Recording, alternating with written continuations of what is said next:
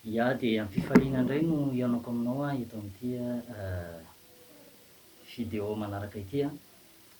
Efa mahery ny vidéo enimpolo zay no vitantsika niarahana tamintsika teto moa zany tamin'ity fandarana ambarao ny famarinana kristianina tena izy ity.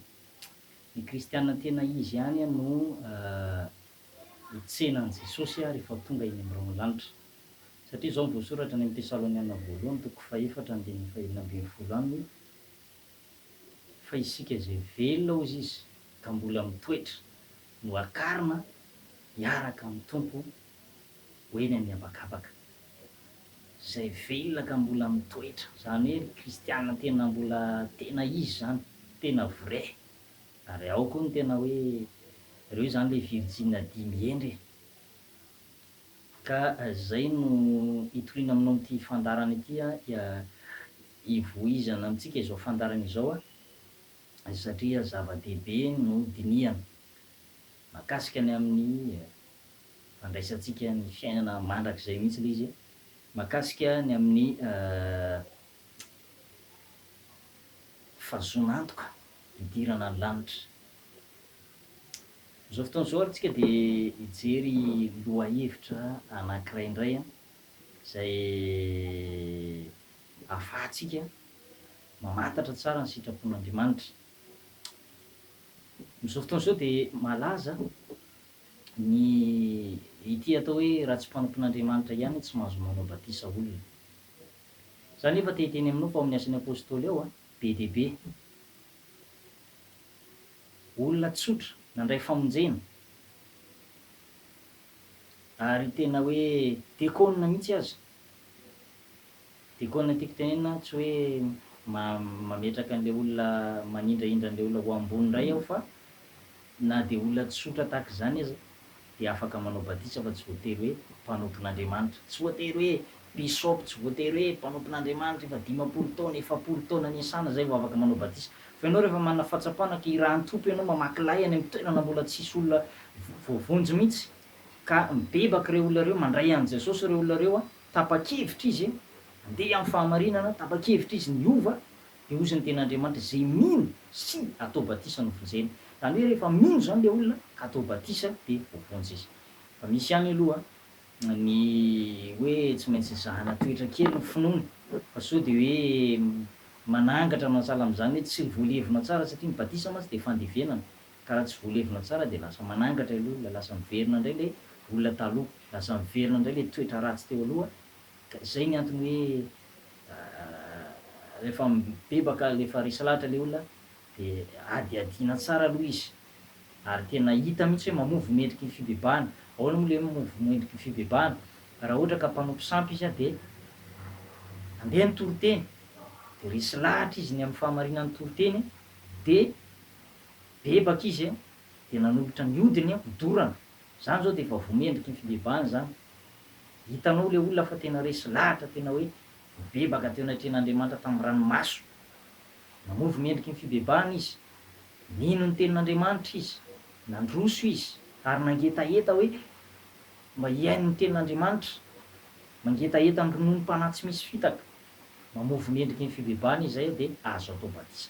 Amboary zany ny toe-tsaina manomboka izao, fa tsy voatery mpanompon'Andriamanitra hoe mpanompon'Andriamanitra hoe tena avolenta be na hoe tena missionnaire na hoe tena tsy ratsy akory reny ary azo amin'ireny atao tsara mihitsy miasa ao an'Andriamanitra, fa mba hahatonga antsika hiazakazaka faingana zany, mba hahatonga ny olombonjena ho be dehibe. Tsarovy tsara fa misy ny olony devoly eto ambonin'ity tany ity zay miezaka ahazo olona maro maximum ho any amin'ny elo, ho any amin'ny afobe, mitaona olona mihitsy ny devoly mamitaka olona maro, mamandrika olona maro mba ho feno salanisana ny effectif amen'ny elo.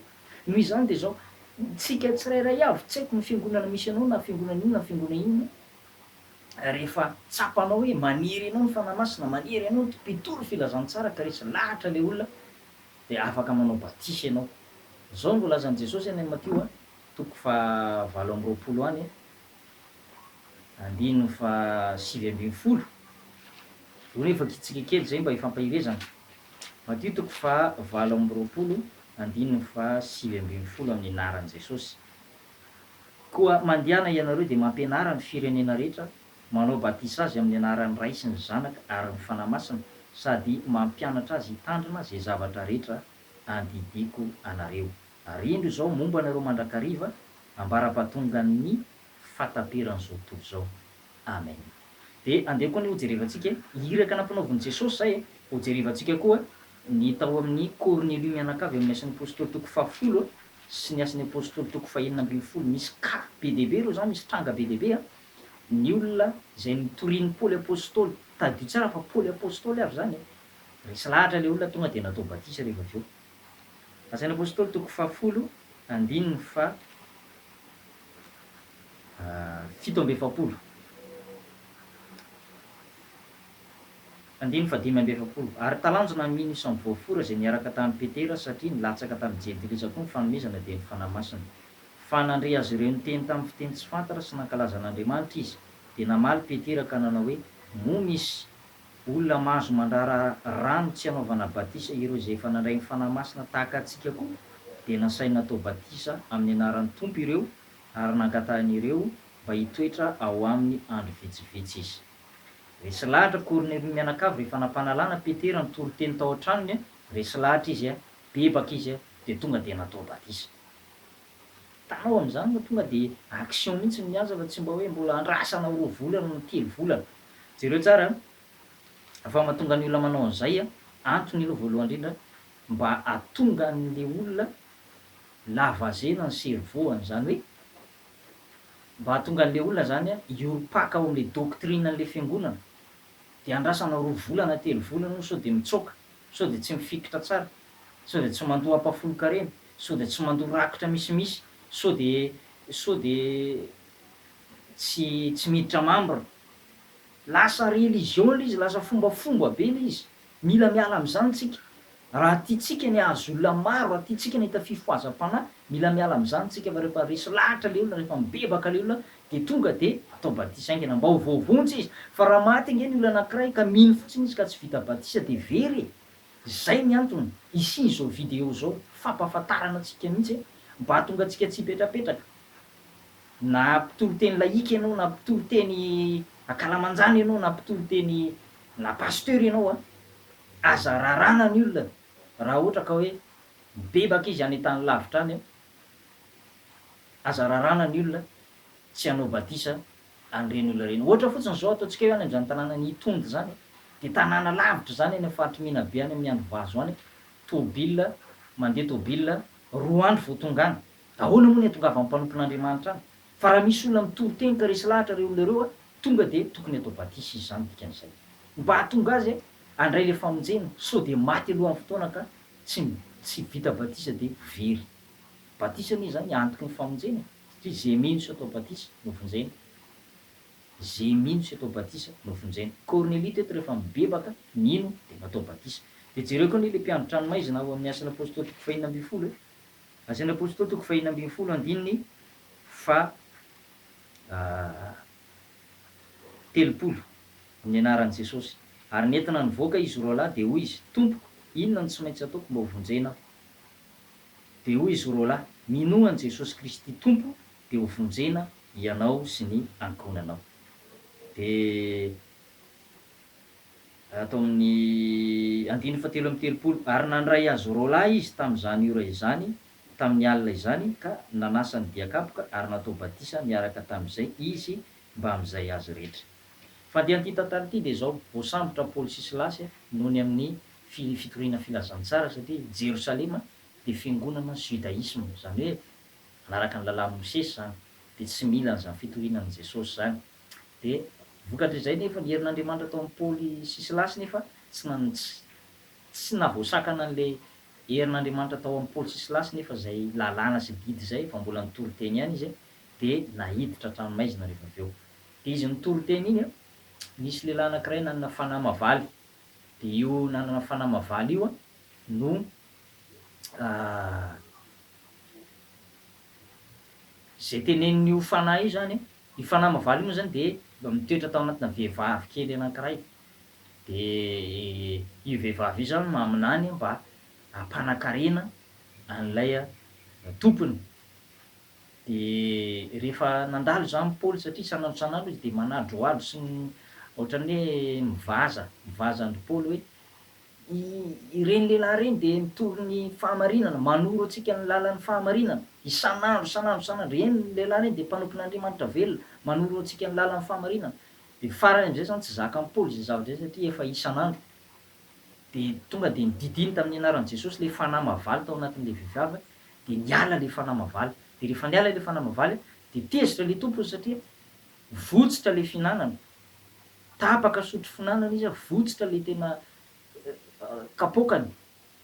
De tezitra izy moa satria lasa mivoaka le fanahy zay mahatonga le vehivavy amin'any tsy ahitany ho avy de